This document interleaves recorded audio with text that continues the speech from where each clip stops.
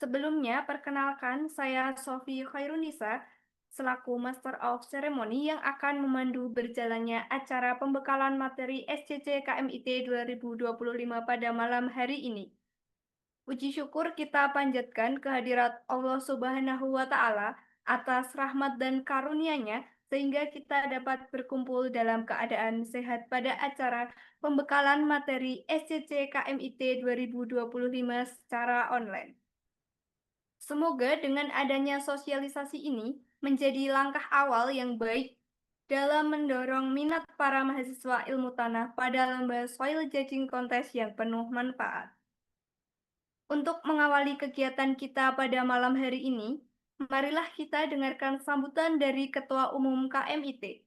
Kepada Saudara Cipta Eka Wardana, kami persilakan. Ya, baik. Sebelumnya, apakah suara saya terdengar? Dengar. Ya, terima kasih. Yang terhormat, hadir di tengah-tengah kita sebagai pemateri, Bapak Ganjar Herdiansah, SPMP. Terima kasih, Bapak, sudah meluangkan waktunya untuk kembali berjumpa dengan kami di pematerian Selection Kontes ini. Saya sangat terima kasih kepada Pak Ganjar yang sudah merelakan di tengah kesibukannya mengajar untuk memberikan materi kepada kami. Dan yang saya hormati Saudara Kemal selaku Kepala Bidang Keilmuan, terima kasih sudah menyelenggarakan program kerjanya di SCC ini. Ya, tentunya harapan saya pribadi untuk SCC ini materian nantinya rekan-rekan dari Ilmu Tanah UNS ini bisa mengikuti perlombaan-perlombaan terdekatnya, utamanya nanti di Science Tour kita di bulan November, rekan-rekan. Nanti kita ada Science Tour di Universitas Brawijaya di Bandung, di Malang. Dan harapannya nanti rekan-rekan bisa diseleksi bersama dan nantinya mengikuti perlombaan di sana. Mungkin itu saja teman-teman dan Ganjar dari saya. Oke, terima kasih. Kiranya nanti materi ini bisa bermanfaat bagi saya dan rekan-rekan yang nantinya juga akan jadi delegasi di SCC. Terima kasih, saya tutup. Terima kasih kepada Saudara Cipta Eka Wardana atas sambutan yang telah diberikan. Selanjutnya, kita akan memasuki inti acara yaitu pematerian mengenai Soil Judging Contest yang akan disampaikan oleh narasumber kita yang luar biasa. Kepada Bapak Ganjar Herdiansyah, SPMP, kami persilakan. Baik, sebelumnya suara saya terdengar ya? Dengar, Oh ya, baik. Terima kasih teman-teman. Ini yang pokoknya teman-teman yang saya banggakan semuanya, Mas Cipta, kemudian teman-teman dari KMIT dan teman-teman semuanya begitu yang nantinya rencananya akan ikut soil judging contest begitu ya di Universitas tadi mana di Malang begitu ya. mungkin Pak. Oke. Eh, kalau sambutan ya saya rasa mungkin langsung saja begitu ya. Untuk sambutannya saya rasa juga eh, yang pasti begini untuk nanti soal judging contest yang pasti teman-teman semangat nanti mengikutinya begitu kalau misalkan berkaitan dengan ilmunya saya rasa nanti bisa mengikuti begitu ya. Yang penting nanti teman-teman sebelum perlombaan diupayakan untuk eh, apa namanya melakukan pengamatan dulu lah seperti itu. Ya, begitu ya, mungkin seperti itu. Eh, karena tadi disampaikan oleh moderator langsung begitu ya, langsung ke materi. Mungkin saya share dulu ya, ikut share.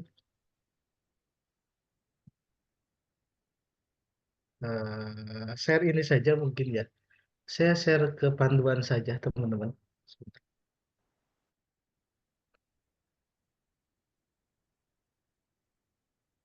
Ini sudah terlihat ya? Sudah, Pak. Ya.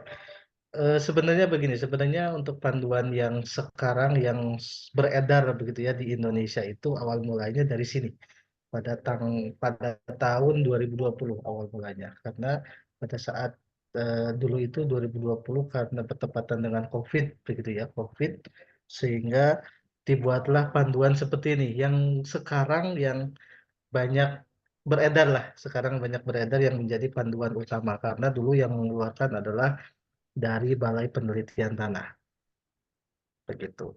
Nah, sebenarnya teman-teman pada saat mengikuti soil judging kontes, sorry, yang pasti adalah memahami panduannya, gitu ya, memahami panduannya. Untuk keilmuannya, saya rasa setiap universitas itu hampir sama lah ya. Kita kita bisa maksudnya masih bisa beradu begitu ya, masih bisa beradu dengan universitas-universitas lain gitu. Memang yang yang beberapa kali saya menjadi juri itu yang menjadi permasalahan adalah faktor X-nya. Artinya ada beberapa teman-teman yang menjadi peserta itu yang belum memahami dari si formulirnya begitu. Ini saya contohkan saja. Ini adalah formulir yang sama sampai sekarang begitu ya, sampai sekarang. Kecuali kalau sebelum 2020, sebelum 2020 itu untuk formulirnya itu disesuaikan dengan eh, ini apa namanya formulir yang ada di universitas penyelenggara. Biasanya seperti itu sebelum 2020 itu begitu. Nah, setelah 2020 kemudian adanya Soil Day begitu ya. Soil Day maka dari Bali Tanah itu mengeluarkan formulir seperti ini. Ya, ini semuanya sama. Semuanya sama sampai saat ini. Seperti itu. Nah, untuk bahan dasar, bukan bahan dasar sih sebenarnya, untuk keilmuannya sebenarnya untuk yang teman-teman yang sudah mengambil MKT ya sebenarnya ya, teman-teman yang sudah mengambil MKT itu akan lebih mudah begitu, akan lebih mudah memahami ya karena dalam soil judging contest yang utamanya adalah mendeskripsikan tanah. Nah, di kita mata kuliah MKT itulah yang menjadi mata kuliah dasar begitu ya untuk bisa mengklasifikasikan tanah. Nah, di samping itu juga ada mata kuliah survei evaluasi lahan begitu. Nah, karena dalam soal judging contest juga itu ada bagian interpretasi dari hasil teman-teman melakukan klasifikasi tanahnya. Itu nanti diinterpretasi. Kalau misalnya kita apa namanya mencocokkan tanaman itu nanti cocoknya untuk tanaman apa seperti itulah kasarannya begitu.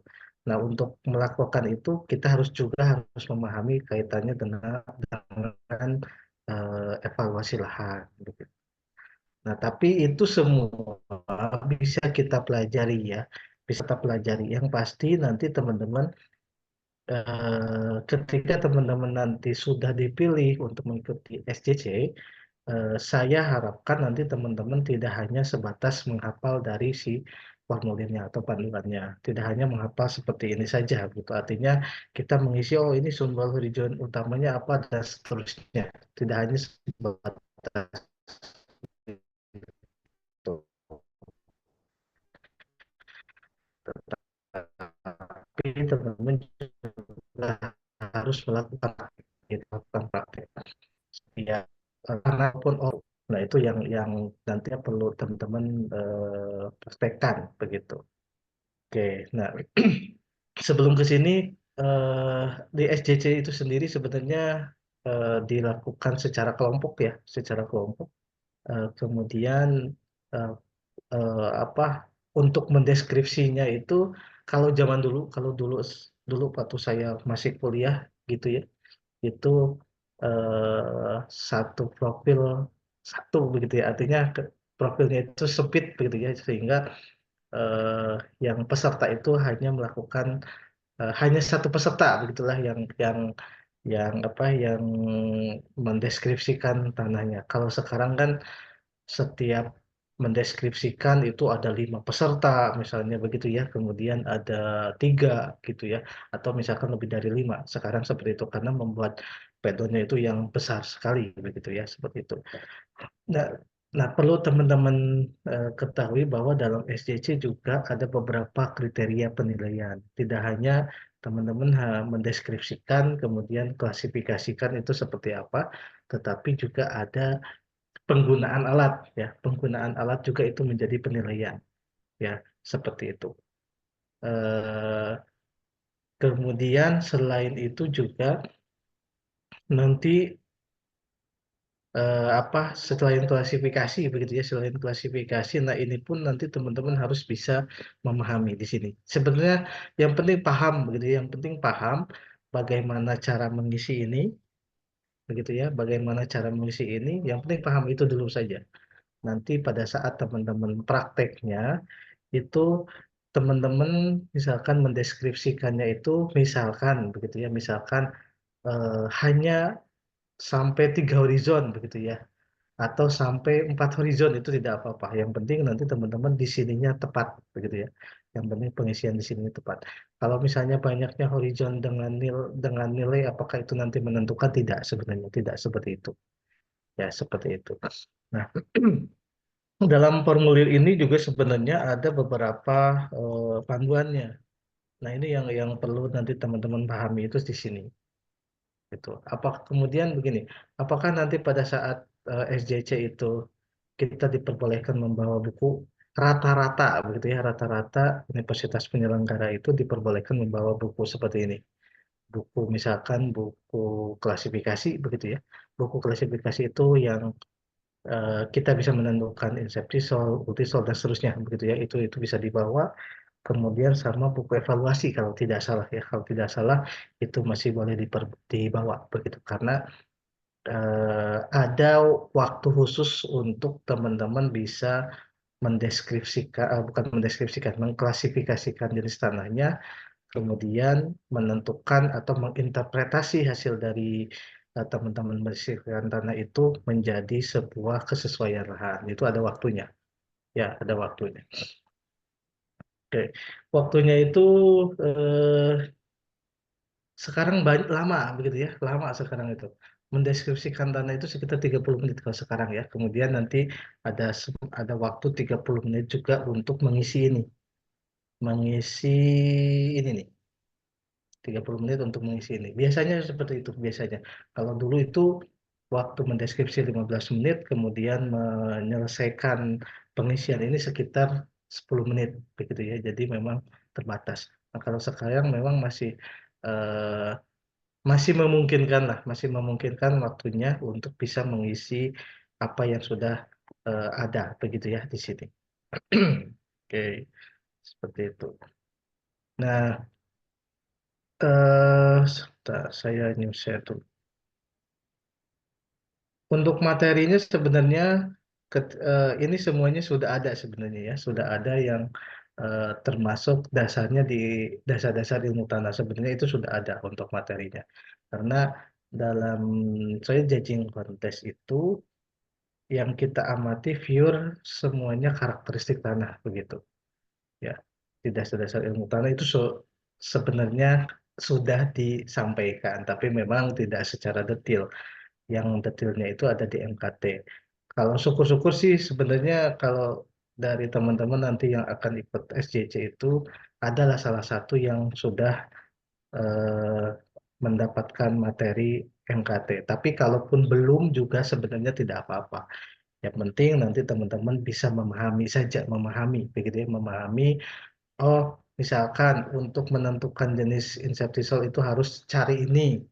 Kemudian ultisol harus cari ini dan seterusnya begitu ya gitu. Ini saya sebutkan saja nanti satu-satu eh, horizon pencirinya begitu ya. Horizon penciri tanah ini, horizon penciri tanah ini dan seterusnya. Nah, kalau sekarang yang metode pengamatan tanahnya menggunakan ini profil tanah begitu ya.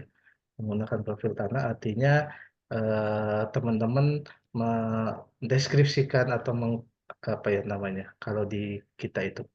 Kalau saya dulu namanya deskripsi tanah, mungkin sama ya. Apa ya? Pengamatan dakil, sorry, pengamatan dakil tanah kalau di kita ya di UNS. Kalau saya dulu waktu kuliah eh, tidak ada istilah itu, begitu ya, tidak ada istilah itu. Nah, nah, nanti seperti ini, jadi ada profil tanah sedalam 2 meter, begitu ya, 1,5 sampai 2 meter, dan itu semuanya harus teman-teman amati. Ya, begitu. Nah, contohnya seperti ini. Nanti hasilnya seperti ini contohnya. Kalau ini terlalu detail begitu ya. Ini terlalu detail. Ini ada berapa lapisan? 1, 2, 3, 4, 5, 6, 7, 8. Ada 8 lapisan. Tetapi kalau misalnya apakah harus 8? Tidak juga begitu ya. Kalau misalnya ada 3 ya 3, ada 4 ya 4 begitu ya. Tergantung dari kenampakannya. Tergantung dari bagaimana teman-teman bisa membedakan antar horizon itu begitu ya. Seperti itu. Nah, apakah kalau misalkan banyaknya lapisan yang ada itu menjadi penilaian? Sebenarnya tidak begitu ya. Yang penting setiap horizon yang dibedakan itu memiliki karakteristik yang sesuai, begitu sesuai dengan kenampakan horizonnya. Seperti itu. Kalau misalnya ada 3 ya 3 nggak apa-apa. Ada 4 ya 4 begitu ya. Ada 5 ya 5 begitu ya. Itu tidak menjadi banyaknya ya, maksud saya itu banyaknya lapisan itu tidak menjadi penilaian. Tuh. Nah, kalau dulu ada profil, ada mini feed kalau dulu. Kalau sekarang itu hanya profil tanah. Gitu. Mini feednya itu sudah tidak ada, boring juga sudah tidak ada. Tuh.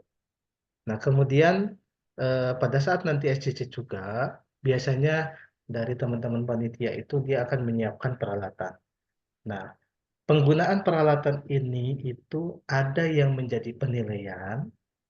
Jadi beberapa universitas yang mengadakan SCC itu penggunaan peralatan ini ada yang menjadi penilaian. Biasanya 10% nih, 10% dari total penilaian. Nah, ada juga yang tidak begitu ya, teman-teman. Ada juga yang tidak. Nah, tapi semua peralatan yang disiapkan itu pasti berguna pada saat teman-teman melakukan pengamatan tanah. Tuh, misalkan ada GPS nih. GPS untuk apa Pak di situ? GPS itu biasanya teman-teman melihat ketinggian tempat, kemudian nantinya untuk menentukan sistem koordinat. Nah, nanti jangan terkecoh, ada yang untuk sistem koordinat itu ada yang geografi atau latitude longitude, ada yang berbentuk UTM begitu. Kemudian Sunto lagi, klinometer, sorry. Klinometer ini yang mereknya Sunto ini itu juga nanti itu digunakan untuk menentukan kemiringan.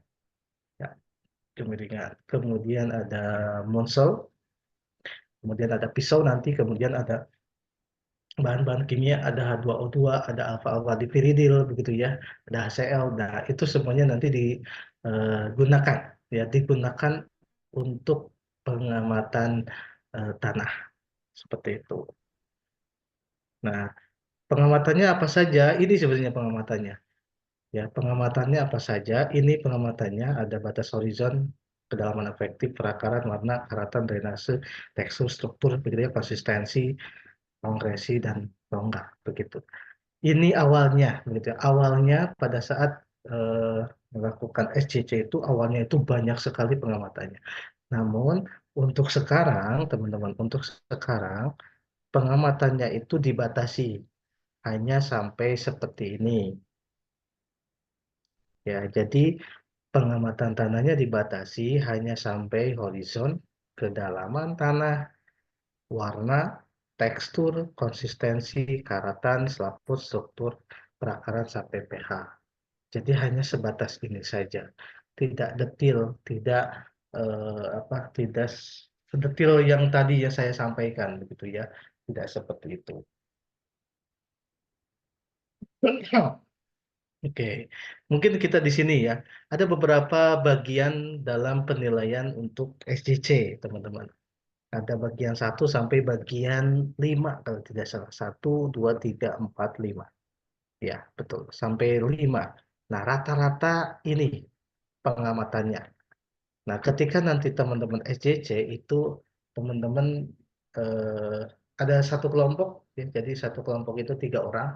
Jadi silakan nanti 3 orang itu dipilih mana yang khusus untuk pengamatan tanah, mana yang khusus untuk menulis, ya, menulis nanti mengisi data-data ini, mana yang satu lagi untuk menyiapkan sampel dan pengamatan lingkungan. Jadi silakan nanti bisa dibagi-bagi. Kalau misalnya teman-teman terpilih begitu ya, satu grup biasanya 3 orang ya. Dan itu harus solid semuanya karena waktunya terbatas ya. Kemudian teman-teman harus mengisi semuanya ini begitu. Oke, mulai dari sini sebenarnya, mulai dari bagian informasi umum.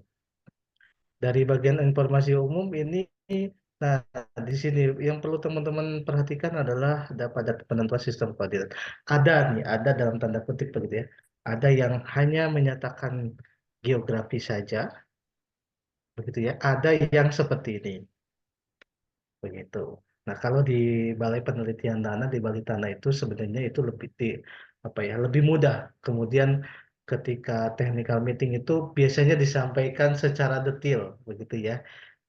Lebih detail lah, begitu ya, lebih nyaman, lebih enak, lebih memahami apa yang harus kita isi kalau di Balai Tanah. Tetapi kalau di universitas-universitas biasanya terbatas, begitu ya, biasanya terbatas. Seperti itu. Nah, ada yang hanya koordinat geografi saja, ada yang hanya UTM saja, begitu. Atau misalkan pilih salah satu. Nah, untuk mendapatkan ini itu adanya di GPS. Biasanya di GPS-nya itu misalkan begini. Saya pernah menjadi juri di mana ya, dulu tahun 2019. Dulu tahun 2019 di Unpad saya menjadi juri. Itu di sini sistem koordinat yang diminta oleh panitia itu adalah sistem koordinat geografi, gitu ya. Nah, ternyata di GPS-nya itu dia dirubah dulu nih sama si panitia itu menjadi sistem koordinat UTM. Nah, banyak yang terkecoh begitu ya, banyak yang terkecoh. Mereka memasukkan sistem koordinat UTM, padahal yang diminta adalah sistem koordinat geografi. Nah, sebenarnya yang dilakukan panitia itu ingin melihat bagaimana teman-teman itu menggunakan alat tersebut begitu. Karena pada saat itu poinnya itu besar 10%, gitu ya. Poinnya itu 10%.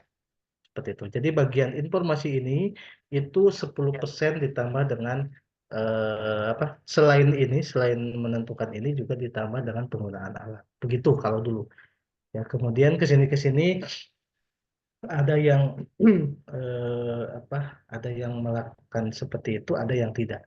Ada yang 10%-nya itu hanya pengamatan ini saja. Gitu. Ya. Nah, kemudian nanti ketinggian tempat juga bisa digunakan GPS. Nah, kemudian ada nama landform. Nah, begini, untuk nama landform itu teman-teman sebenarnya ketika teman-teman nanti melakukan technical meeting, biasanya ditentukan nih sama si panitia itu. Nanti lokasinya adalah di A, misalkan begitu. Nah, untuk menentukan landform, kalau teman-teman tidak tahu kenampakan lahan di lapangan, nah, yang harus teman-teman lakukan adalah melihat peta geologi di sini. Cari peta geologi untuk lokasi yang menjadi tempat soil judging contest-nya dilakukan. Nanti di situ ketemu, dia batuannya ini biasanya pada landform vulkanik, biasanya seperti itu, ada keterangannya. Nah, seperti itu. Itu yang harus teman-teman lakukan. Kalau teman-teman tidak bisa membedakan landform di lapangan. Ya, seperti itu. Kalau misalkan di Jumantono kan dia masuknya di landform vulkanik, gitu ya, karena memang bagian dari dulunya bekas letusan dari Gunung Lawu atau gunung berapi purba yang ada di Wonogiri, begitu. Ya, seperti itu. Ada ciri-ciri khususnya landform vulkanik itu seperti apa, kemudian ada aluvial itu seperti apa. Nah, aluvial contohnya yang mana, Cak? Kalau aluvial itu contohnya di kampus kita, itu aluvial karena ada pengaruh dari Sungai Bengawan Solo, begitu. Ya, jadi seperti itu. Nah, kalau misalnya teman-teman nanti tidak memahami landform di lapangan, teman-teman nanti harus membuka atau harus melihat peta geologi di sini. Oke, ya. Ini mudah ya, ini mudah nanti pakai alat, ini pakai alat, kemudian yang ini juga nanti menggunakan peta geologi. Apakah peta geologi itu diperbolehkan dibawa pada saat SCC? Tidak boleh. Ya, jadi teman-teman pada saat sebelum sebelum tesnya teman-teman lihat dulu geologinya. Oh, saya itu di mana posisinya? Di sini. Nanti lihat geologinya apa. Di situ nanti akan muncul landformnya apa. Oke. Nah, itu. Nilainya bagian satu nanti lihat dari sini. Kemudian nah bagian dua. Nah, bagian dua ini menjadi eh, data utama ya. Bagian nomor dua ini menjadi data utama teman-teman untuk mengisi bagian 4 dan bagian 5 itu ya. Yang ini nih, nomor 2 ini. Morfologi tanahnya. Jadi morfologi itu sifat-sifat tanah yang bisa diamati di lapangan. Itu morfologi tanah. Ya, salah satu ya ini sifat-sifatnya horizon, kedalaman, batas warna, tekstur dan seterusnya sampai pH tanah. Begitu. Oke. Nah, dari sini hal-hal yang perlu teman-teman perhatikan dalam pengamatan tanah adalah, atau beginilah pertanyaannya. Ketika kita eh, mengamati tanah, begitu ya, hal-hal yang mempermudah kita untuk membedakan antara lapisan satu dengan lapisan dua dan seterusnya itu apa-apa, misalkan, itu pertanyaan. Nah, yang pertama yang memudahkan adalah dilihat dari warnanya. Teman-teman, ketika teman-teman melihat, oh lihat dulu warnanya nih. Mana yang membedakan? Teman-teman nanti batasi warna tersebut. Ya, batasi. Setelah warna, baru nanti ke konsistensi. Ya, saya rasa untuk konsistensi gampang ya. Eh, Artinya teman-teman bisa melakukan pengamatan konsistensi di lapangan. Nanti dengan pisau begitu ya, ditusuk-tusuk seperti itu. Ya, ditusuk-tusuk seperti itu, nanti teman-teman rasakan mana yang dia lebih gembur, mana yang dia lebih teguh begitu. Kalau misalnya teguh, teguh keras begitu ya. Keras ketika teman-teman pukul seperti itu. Nah, itu artinya di situ ada zona penimbunan. Nah, ingat pada dasar-dasar ilmu tanah, bagaimana proses pembentukan horizon A, B, dan C. Kemudian horizon O. Kalau O, misalkan itu karena dekomposisi bahan organik, biasanya warnanya hitam. Itu O. Kemudian ada horizon A. Horizon A itu terbentuk karena ada eluviasi, pencucian. Nah, kemudian ada horizon B itu ilupiasi, penimbunan. Nah, ketika teman-teman pukul-pukul seperti itu, ternyata keras itu bagian ilupiasinya. Ya, kalau misalnya elupiasi itu akan lebih mudah hancur si tanahnya. Ketika ada gaya dari luar kan konsistensi begitu ya. Ketika ada gaya dari luar itu nanti akan lebih mudah hancur begitu. Nah, nanti di sini. Kemudian setelah teman-teman dapat apa horizonnya, dapat horizonnya, begitu ternyata ada 5 nih. Berdasarkan warna ada 3, kemudian berdasarkan konsistensi ada 2, jadi 5 misalnya. Nah, setelah itu baru teman-teman isi semua di sini. Sebelum ke sini, sebelum ke sini, ya, sebelum ke sini teman-teman mengisi ini, teman-teman pastikan dulu isi yang ini dulu, ya. Nanti ditulis ini dulu kedalaman. Kedalaman, misalkan horizon pertama itu berapa? 0 tulisannya adalah 0 sampai 15 misalkan. Terus ke bawahnya 15 sampai 20 misalkan seperti itu. Cara penulisannya seperti itu. Jadi teman-teman harus perhatikan panduannya ya. Nanti di sini ada penulisan kedalaman tanah, di sini ada ya penulisan kedalaman tanah itu ada ya. MPTPN jika singkat. Terus dan sama kono, Oke, yang kono itu ya sama isu ngasih sebentar. nomor Mana itu di ya sini ada langsung nggak ya? dari habis Oh, ini. susah. Ini kalau kalian ya materi Nah, terus ini nanti seperti ini penulisannya. Ya, jadi nanti penulisannya itu untuk kedalaman tanah itu nanti seperti ini contohnya. Gitu ya. Dan seterusnya nanti misalkan 25 sampai 40 dan seterusnya. Jadi nanti seperti ini. Penulisannya nanti seperti ini. Ya, jangan sampai teman-teman menuliskan hanya 5 cm, 25 cm, 30 cm, jangan sampai seperti itu. Itu akan mengurangi penilaian. Ya, jadi nanti penulisannya contohnya seperti ini. 0 sampai 25, 0 sampai 13 dan seterusnya. Oke, gitu. Nah, kemudian setelah ini dilakukan, ada berapa? Misalkan ada 6, tulis semuanya di sini 6. Kemudian nanti batas horizonnya, kejelasannya seperti apa. Kemudian topografinya seperti apa? Apakah rata? Apakah bergelombang? Kemudian apakah dia putus-putus? Misalkan begitu. Ya, jadi itu harus teman-teman lihat semuanya. Jangan harus lihat secara detail, dilihat begitu ya. Ada ya, jadi pada saat batas horizon itu dia tidak serta-merta rata begitu ya, tidak serta-merta rata. Nah seperti ini. Kalau rata ya seperti ini nanti batasnya. Kalau misalnya bergelombang ya seperti ini, ya. Kalau misalnya ini tidak beraturan nih, nah kalau ini patah. Jadi seperti ini. Jadi itu harus benar-benar teman-teman perhatikan dalam profil itu, ya. Seperti itu. Nah kemudian nanti setelah mengisi itu teman-teman warna. Kalau warna gampang. Warna nanti ambil sampel tanah, lihat menggunakan MCC. Ya, ada gini. Pak pertanyaannya, apakah boleh tidak langsung kena matahari? Begitu ya. Apakah kalau misalnya tidak boleh berarti nanti harus ada bayangan kita misalkan. Nah, sebenarnya gini, dalam penentuan warna yang penting adalah warna asli dari si tanahnya.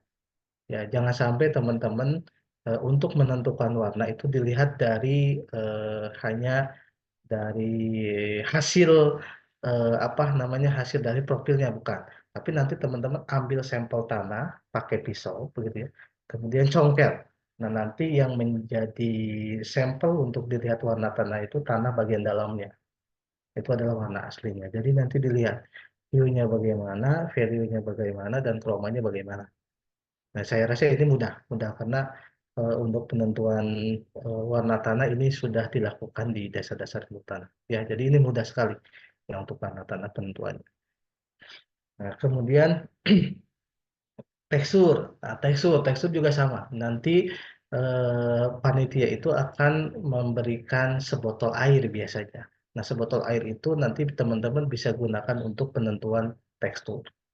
Ya, kalau tekstur kan ada 3, pasir, debu dia. Kalau pasir kasar, kalau debu itu licin, kalau lihat itu lengket.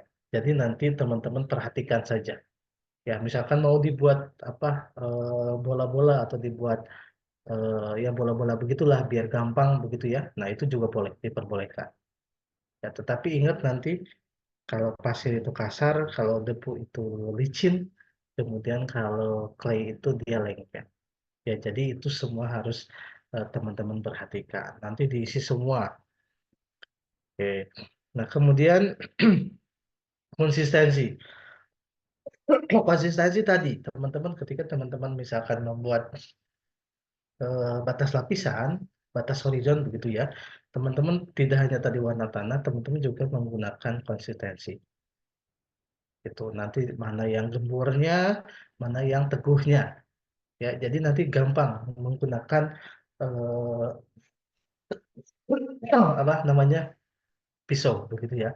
Jadi teman-teman pakai pisau, jangan jangan gini lah begitu, tapi begitu ya, agak ada tenaganya begitu ya, agak ada tenaganya untuk bisa menentukan mana gembur, mana teguh, atau mana yang sangat teguh begitu ya untuk membedakan itu. Nah di sini itu ada dua, ada pada saat lembab dan ada pada saat basah gitu. Nah pertanyaannya teman-teman, nanti ketika teman-teman melakukan pengamatan tanah, ya SJC, ternyata kondisinya lembab. Terus bagaimana caranya untuk menentukan yang basah? Nah, sebenarnya untuk yang basah itu ada dua. Ada yang dia lengket, sedikit lengket dan tidak lengket, begitu sebenarnya. Nah, sebenarnya ini yang sering saya protes, begitu ya. Ini yang sering saya protes. Kenapa konsistensi itu dia eh, harus dua gitu, dua pengamatan. Padahal untuk menentukan lembab dan basahnya itu sesuai dari kondisi tanahnya. Sebenarnya seperti itu. Nggak tahu ya, nanti mudah-mudahan dari teman-teman itu untuk penentuan konsistensi itu tidak ada dua seperti ini. Ya, tetapi nanti disesuaikan dengan kondisi tanahnya.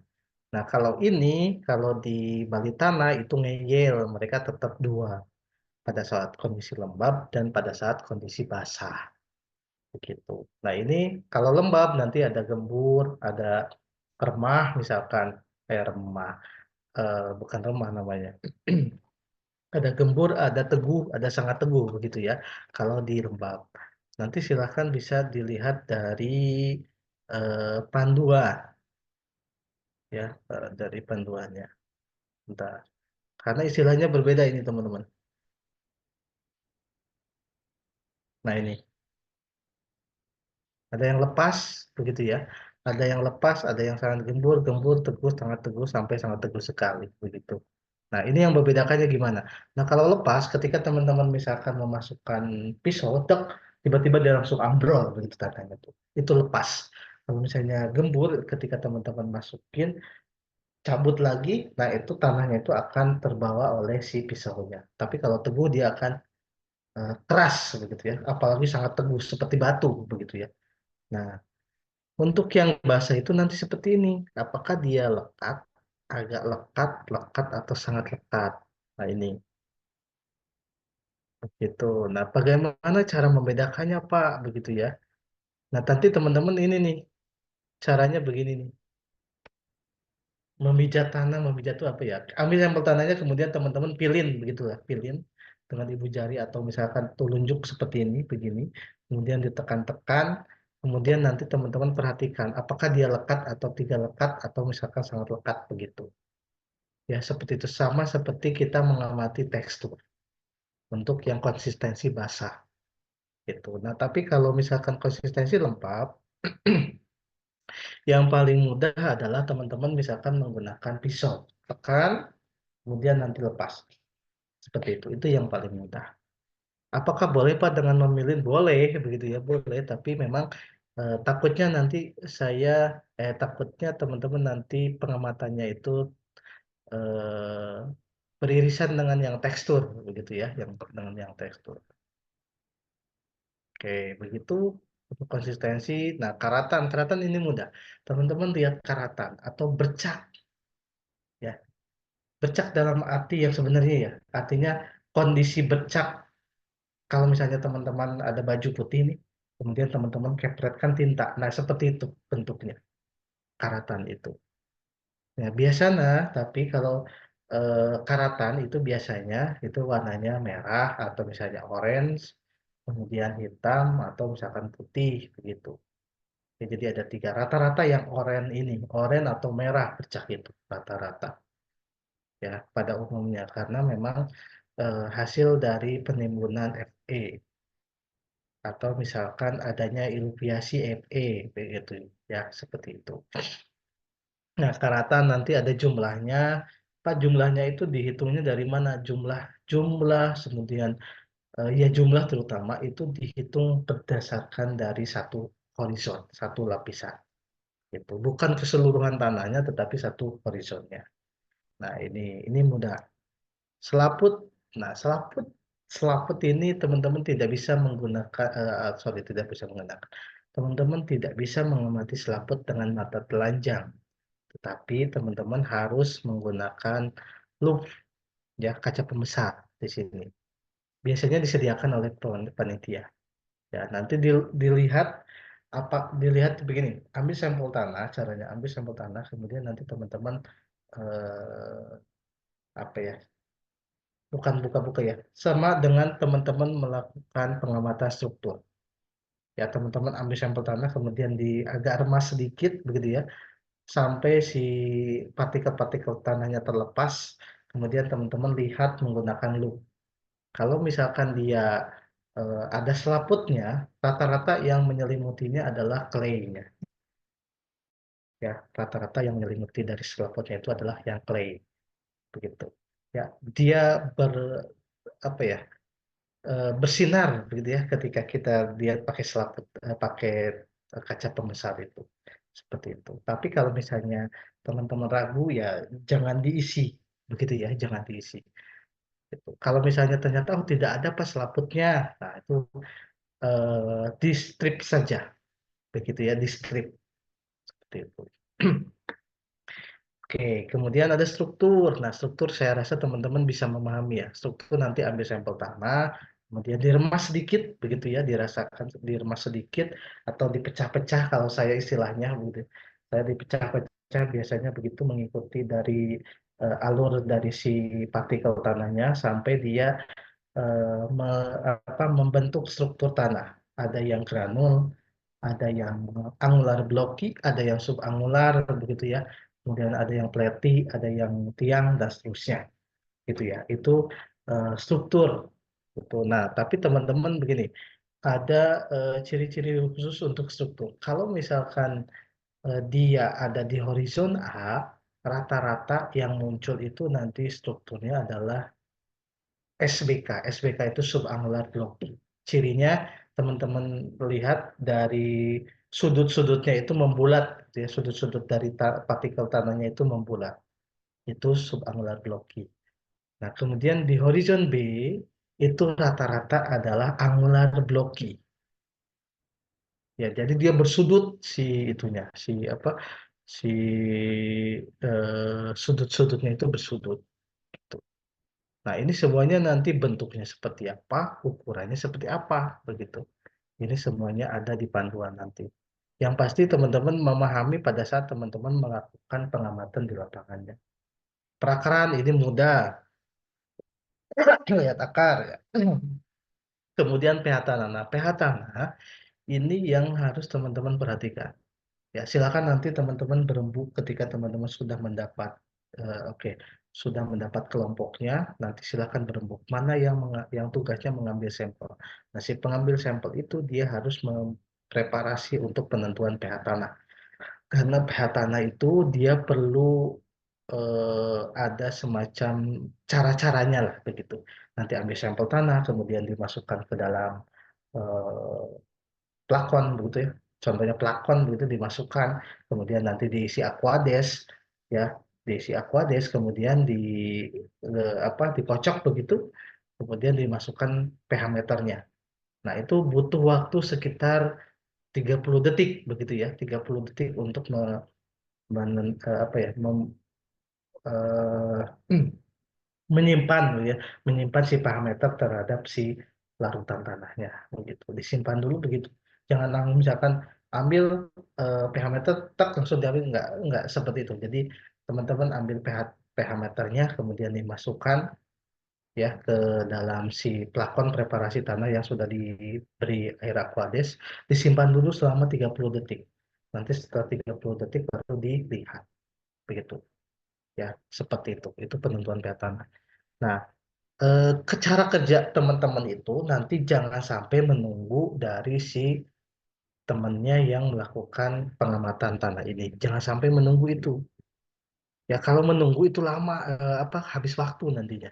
Jadi nanti yang pengamatan tanah itu yang sudah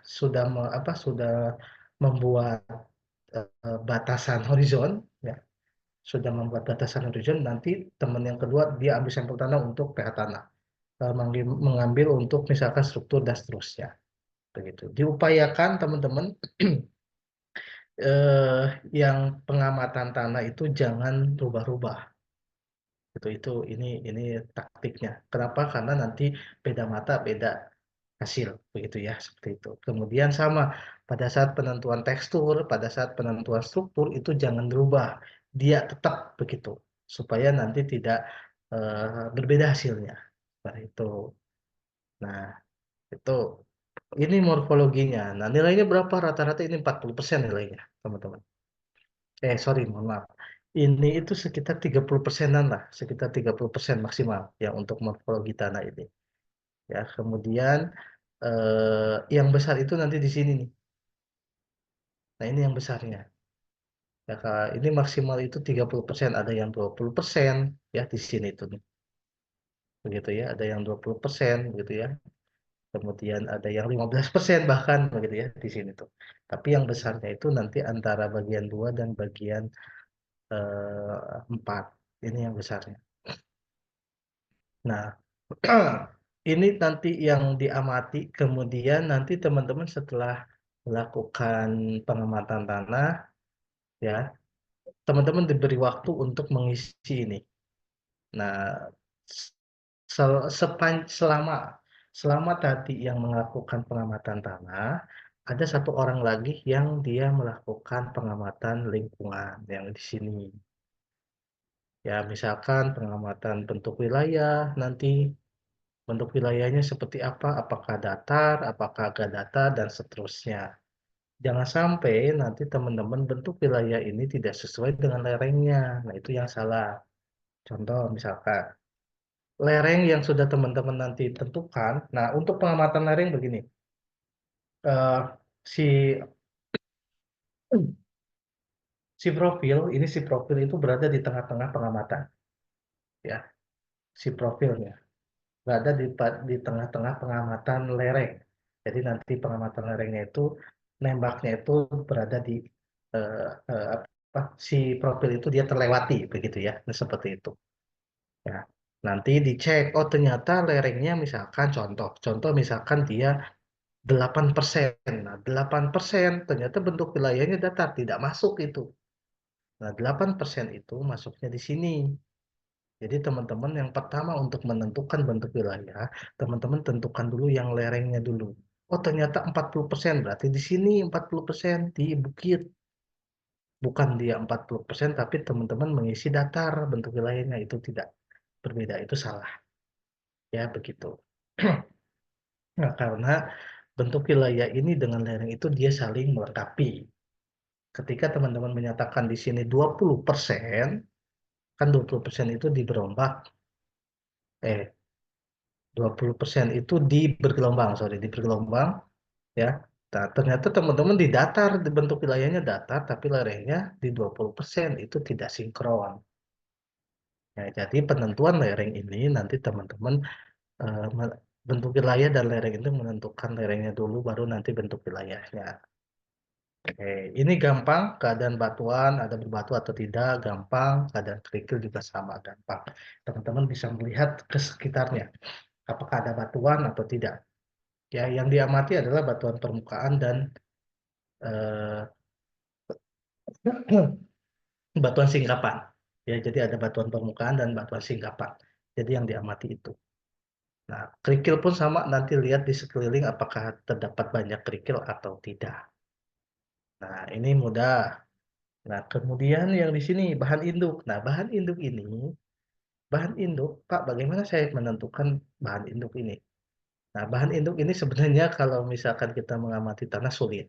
Sulit sekali kita mengamati bahan induk kalau misalkan di lokasi itu tidak ada batuan yang tersingkap atau tidak ada parameter yang bisa kita gunakan untuk penentuan bahan induk. Itu sangat sulit sekali. Untuk penentuan bahan induk, teman-teman sama dengan yang penentuan landform. Teman-teman lihat peta geologi, peta batuan, nanti akan muncul batuannya apa di geologi tersebut. Gitu. Nah, bahan induk ini tidak semuanya harus aluvium, koluvium, marin, tidak. Ini nanti akan disesuaikan dengan kondisi di tempat dari SCC berlangsung. Contoh misalkan kemarin di mana ya?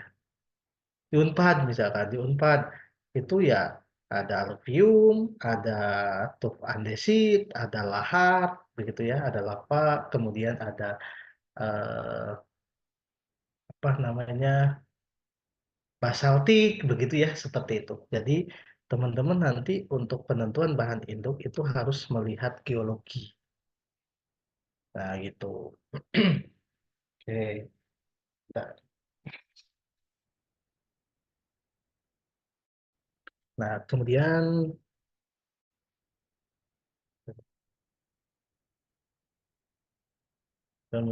yang drainase. Nah, drainase ini dilihat kalau teman-teman melihat eh, drainase itu di permukaan itu sulit karena si lokasinya sudah menjadi profil. Tapi yang memudahkan adalah drainase ini bisa dilihat dari karatan.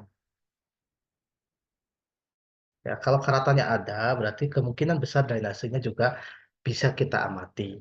Tetapi kalau ternyata teman-teman karatannya itu tidak ada, begitu ya, tidak ditemukan karatan, jangan sampai nanti di sininya terhambat, begitu ya. Itu tidak matching, tidak sinkron. Nah, kalau misalkan di sininya adalah ternyata di sini karatan tidak ada, teman-teman di sini misalkan baik, misalkan, nah itu sinkron, ya itu sinkron. Nah, kemudian cara menentukan agak cepat dan cepat, nanti teman-teman di sini bisa melihat dari teksturnya. Oh, ternyata teksturnya itu adalah kasir. Nah, berarti nanti kemungkinan besar untuk drainasenya cepat begitu. Ya, kalau misalkan di sininya ada karatan, karatannya banyak nih, semuanya ada. Nah, itu kemungkinan nanti terhambat. Kalau seluruh eh, seluruh profil ya, seluruh lapisan itu semuanya ada karatan, itu sangat terhambat. Seluruh. Kalau misalnya oh adanya hanya di 40 40 cm misalkan 40 sampai 60. Nah, itu cukup. Kalau terhambat itu nanti dari atas tidak semuanya begitu ya. Dalam satu profil itu tidak semua lapisan itu ada karatannya atau ada misalkan kompresinya begitu ya. Tapi ada satu lapisan yang tidak ada, misalkan hanya lapisan atas saja yang tidak ada kompresi atau karatannya. Itu nanti disebutnya terhambat begitu.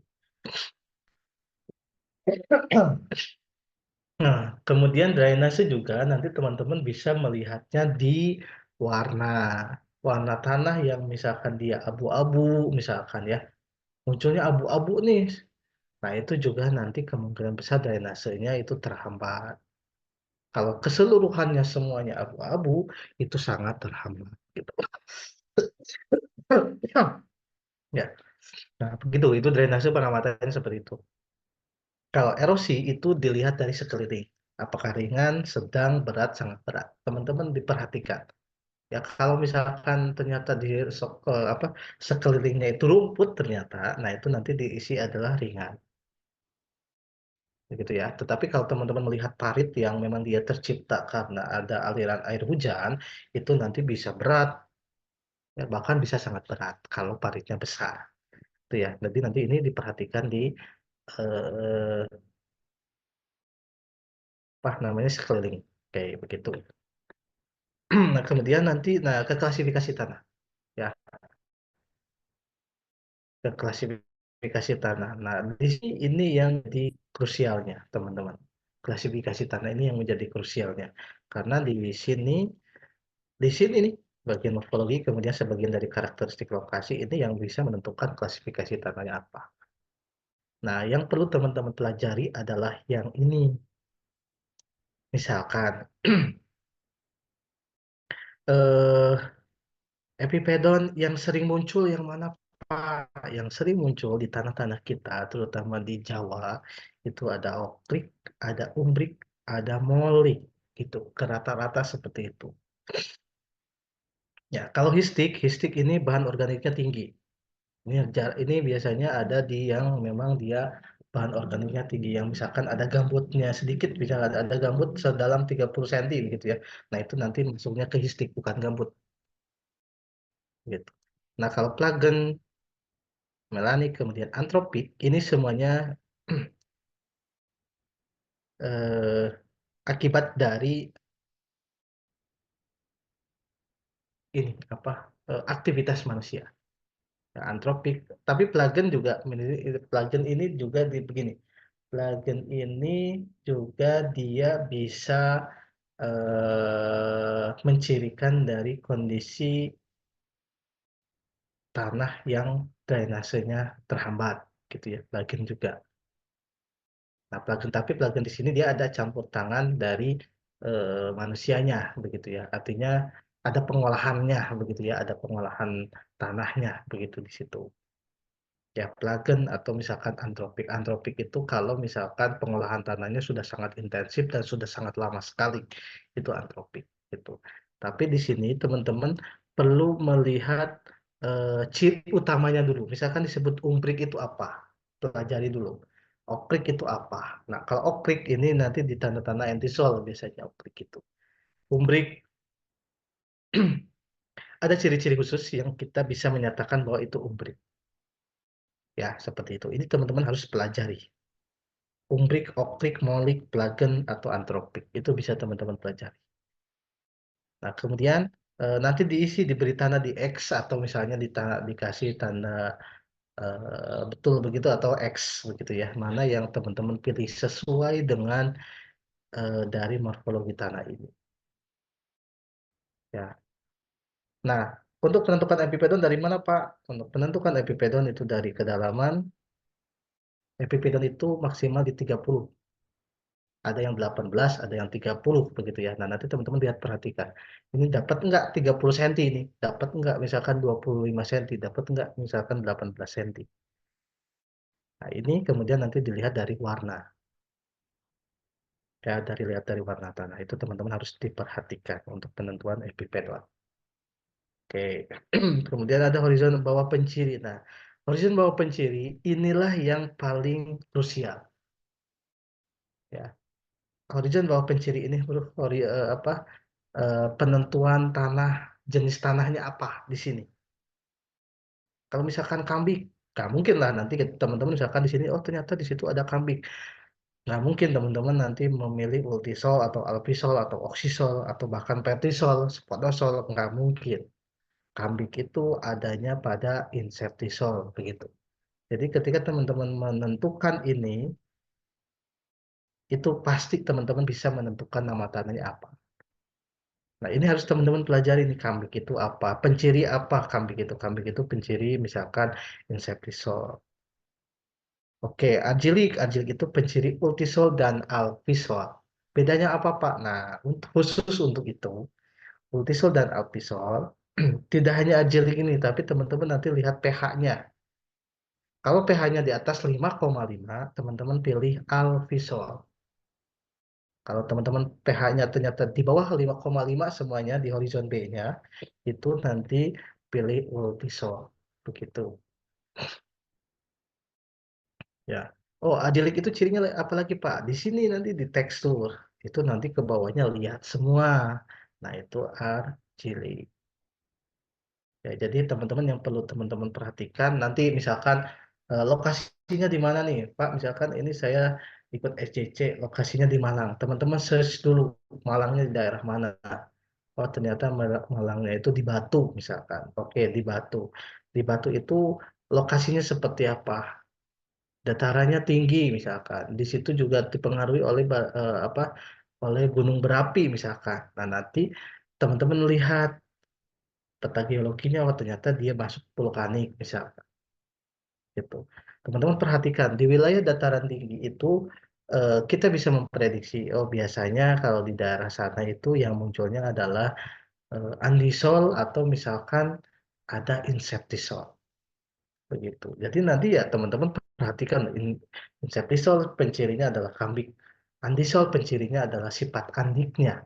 Nah, sifat andik itu ada di epipedon. Ya, di epipedon. Oke, begitu.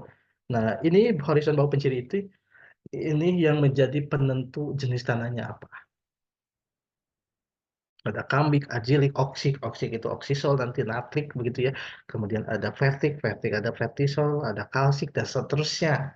Kalau teman-teman bisa menentukan horizon penciri, kesininya aman, ya kesininya aman.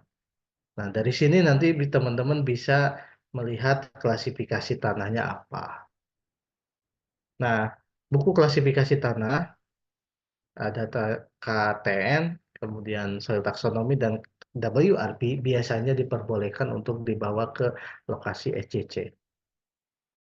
Ya, biasanya diperbolehkan karena setingkat saya, setingkat bukan saya, setingkat expert pun begitu ya, setingkat yang benar-benar jago dalam penentuan klasifikasi tanah, dia pasti akan membawa buku klasifikasi tanah.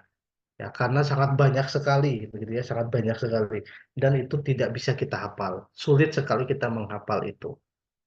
Ya, nah itu pasti kemungkinan besar teman-teman akan dibolehkan untuk membawa buku ini. Nah, nanti teman-teman perhatikan, kalau di sini sudah ditentukan, oh ternyata ajilik langsung ke ultisol atau alpisol. Oh ternyata di sini pH-nya rendah. Di bawah 5,5. Teman-teman langsung aja dari sini Agilik langsung ke Ultisol di sini. Ultisol, carilah subgrupnya apa. Subgrup itu berdasarkan dari kenampakan yang ada di sini. Itu ya seperti itu. Ini semuanya eh, yang penting adalah di sininya, di horizon penciri bawah permukaan. Ini yang pentingnya. Kalau misalkan antisol, ya tidak dari sini kalau antisol. Dilihatnya dari epipedon. Biasanya hanya okrik dan C begitu ya. Okrik, lapisan A-nya okrik, kemudian dia langsung C. Nah, itu sudah saja langsung antisol begitu. Jadi jangan ragu. Oke, begitu. Nah, setelah ini semuanya dapat, kemudian teman-teman nanti ke interpretasinya. Ya, interpretasi ini, Pak, bagaimana cara mengisi ini? Nah, ini khusus nih. Nanti mungkin gini. Nanti mungkin silakan nanti dari teman-teman KMIT kalau misalkan ada yang sudah apa ya terbentuk kelompoknya untuk belajar kesesuaian lahan ini nanti bisa ke saya begitu bisa ke saya atau misalkan Prof Mujio atau Prof Rahayu atau Bu Ita begitu ya untuk mematangkan di kesesuaian lahannya karena kalau saya lihat kalau saya perhatikan gitu ya selama saya pernah jadi juri ECC itu banyak sekali yang keliru gitu ya banyak sekali yang keliru karena eh, untuk menentukan kesesuaian lahan, ini teman-teman sebenarnya hanya matching table metodenya, matching table. Jadi matchingkan data-data yang sudah teman-teman dapatkan di sini, di morfologi, kemudian di karakteristik lokasi, kemudian teman-teman matchingkan dengan syarat tumbuh tanaman. Nah, kalau ini kebetulan padi sawah, tanaman pangan, dan seterusnya. Ini nanti berbeda-beda teman-teman. Tergantung dari si tempat lokasi yang dijadikan SCC. Tetapi prinsipnya sama, ya prinsipnya sama, cara penentuannya sama. Dilihat dari karakteristik morfologi tanah dan karakteristik morfologi lingkungannya. Ya, ini juga sama teman-teman. Nanti teman-teman diminta untuk membawa buku evaluasi kesesuaian lahan. Di dalamnya nanti ada syarat tumbuh tanaman. Ya, nah di sini. Nanti ada sesuai, cukup sesuai, sesuai marginal, dan tidak sesuai. Ini matching table, ya matching table metodenya. Nah, tapi perlu diingat teman-teman, ketika teman-teman menentukan dia S2, S3, dan N, itu harus ada faktor pembatas. Nah, ini makanya untuk materi kuliah sebenarnya di Stella itu kan di akhir gitu ya, semester 6. Jadi ketika membahas atau ketika teman-teman mengikuti SCC dan teman-teman belum mendapatkan materi kuliah ini itu agak agak kesulitan. Nah, makanya nanti kalau misalkan sudah terbentuk kelompoknya, monggo nanti kalau misalnya mau belajar tentang kesesuaian lahan, silakan nanti bisa menghubungi saya atau Prof Muji atau Prof Rahayu atau misalkan Bu Ita. Ya, nah di sini. Khusus untuk S1 nanti teman-teman khusus nanti untuk S1 ini cukup ditulis S1 saja tanpa ada faktor pembatas. Nah, faktor pembatas itu apa? Nah, di sini teman-teman isi dengan faktor pembatas. Faktor pembatas itu ada apa? Faktor yang membatasi faktor yang membatasi pertumbuhan tanamannya. Begitu. Ya, misalkan begitu. Misalkan dia dikatakan cukup sesuai, ada faktor pembatas. Faktor pembatasnya adalah lereng, misalkan. Lereng di sini, lerengnya di atas 30% misalkan. Nah, nanti di sini ditulis cukup sesuai, ternyata tanaman padinya S2, nanti lereng itu apa karakteristiknya atau apa simbolnya. Di sini ada di panduan itu. Nanti di panduan itu ada eh, apa? Ada simbol-simbol untuk ini, simbol-simbol untuk kesesuaian lahan. Kan simbolnya seperti ini, ada temperatur, ketersediaan air. Lereng itu nanti masuknya kemana Pak? Lereng itu masuknya ke sini nih, ke FH, bahaya banjir dan genangan. Ini lereng gitu. Jadi masuknya ke situ. Ya, nanti kalau yang itu monggo nanti perlu ada lagi mungkin setelah dibentuk ya, dekat-dekat saja lah, dekat-dekat dengan kegiatan SCC, nanti biar teman-teman tidak lupa begitu ya, tidak lupa dalam penentuan atau menginterpretasi hasil kesesuaian lahannya. Seperti itu.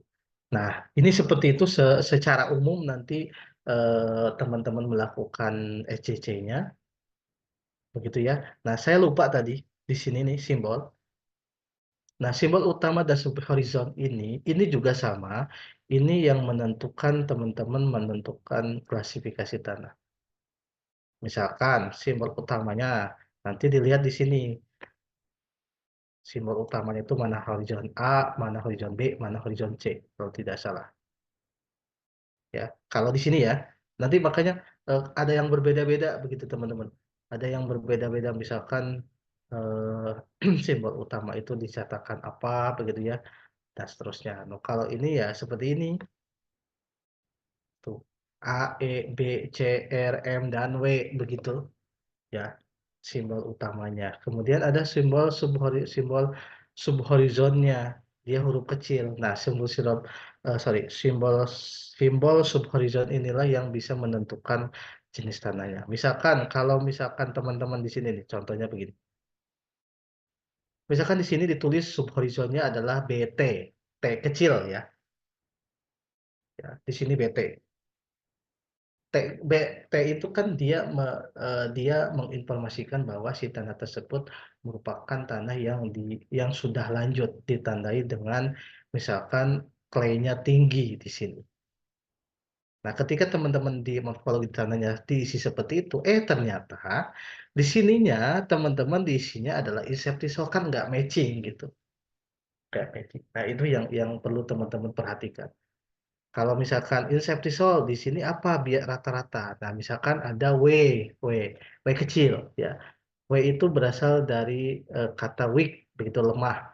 Nah, lemahnya itu dia eh, apa si penimbunan liatnya itu belum mencapai argilik, kemudian ada perubahan warna tanah, begitu W-nya itu di situ.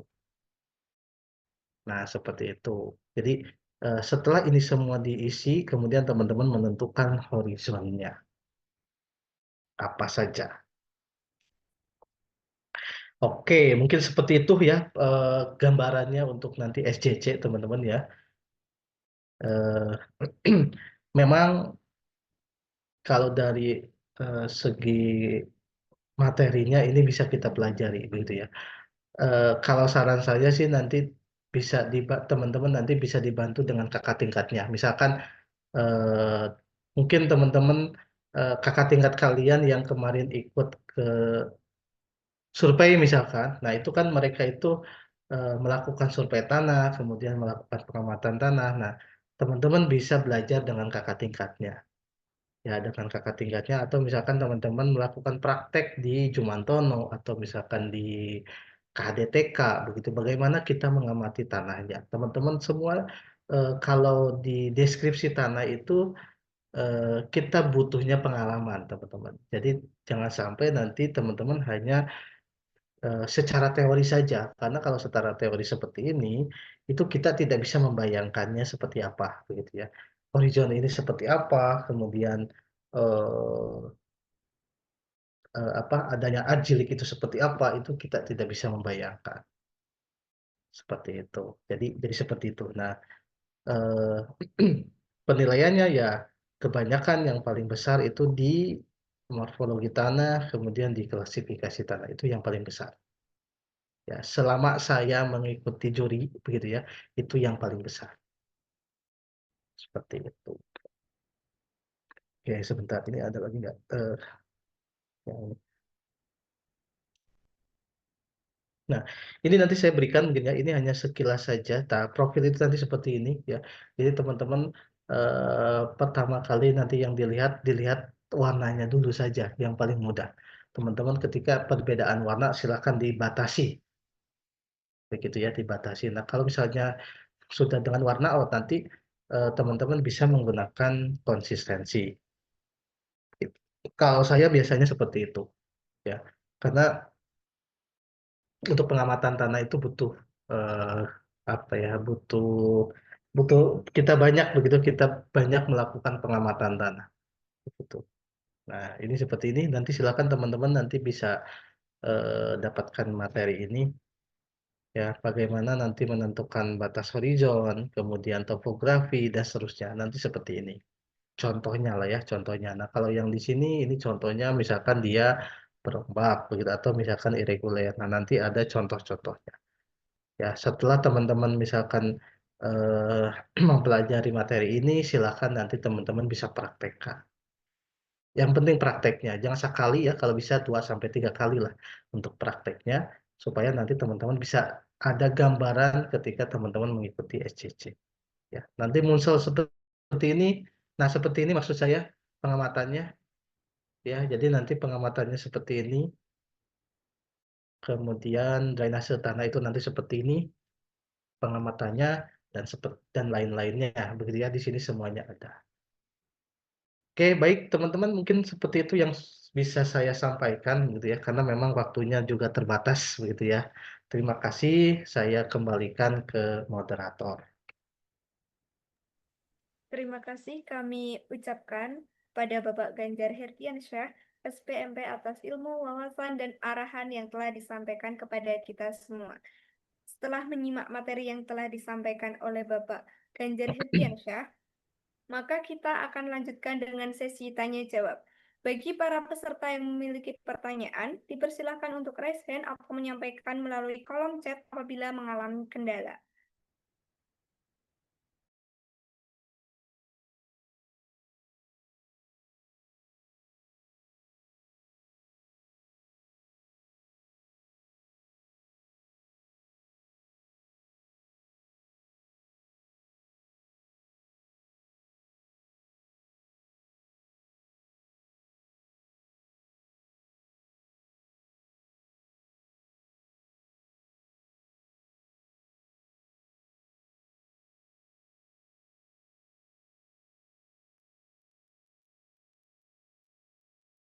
Ya, mungkin masih bingung, Mbak. Nanti nanti mungkin pada saat ketemu saja mungkin ya. Atau misalkan pada saat nanti saya yakin teman-teman masih bingung ini nanya apa begitu ya. Tidak apa-apa begitu teman-teman karena memang awalnya kan kalau materi saja kan terasa bingung begitu ya. Tapi nanti kalau teman-teman pada saat prakteknya saya rasa nanti banyak pertanyaan yang bisa disampaikan. Begitu ya. Mungkin seperti itu. Baik, Bapak. Baik, kita lanjutkan ke acara selanjutnya yaitu dokumentasi. Sebelum kita mengakhiri acara pada malam hari ini, mari kita bersama-sama melakukan sesi dokumentasi. Dimohon kepada seluruh peserta untuk menyalakan kamera terlebih dahulu.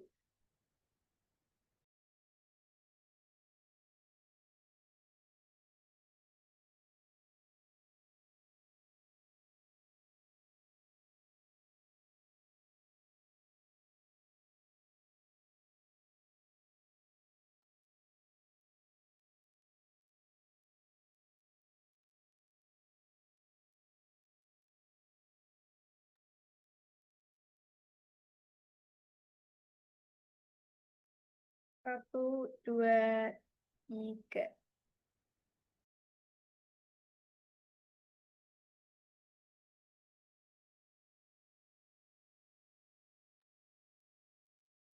Demikian rangkaian acara pembekalan materi SCC KMIT 2025. Terima kasih atas kehadiran dan partisipasi dari seluruh peserta. Mohon maaf atas kekurangan dalam pelaksanaan acara ini. Saya, Sofi Khairunisa, selaku Master of Ceremony, pamit undur diri. Akhir kata, wassalamualaikum warahmatullahi wabarakatuh. Waalaikumsalam Waalaikumsalam. warahmatullahi wabarakatuh. Ya, teman-teman, saya mundur diri ya. Terima kasih semuanya. Nanti kalau ada Ya, hal-hal yang perlu ditanyakan, silakan nanti menghubungi saya. Begitu ya. ih, Ya, Pak Terima kasih, Pak Ganjar. oh ya, Terima Ganjar. kasih, Pak. sama-sama. Assalamualaikum warahmatullahi wabarakatuh. Waalaikumsalam. Waalaikumsalam.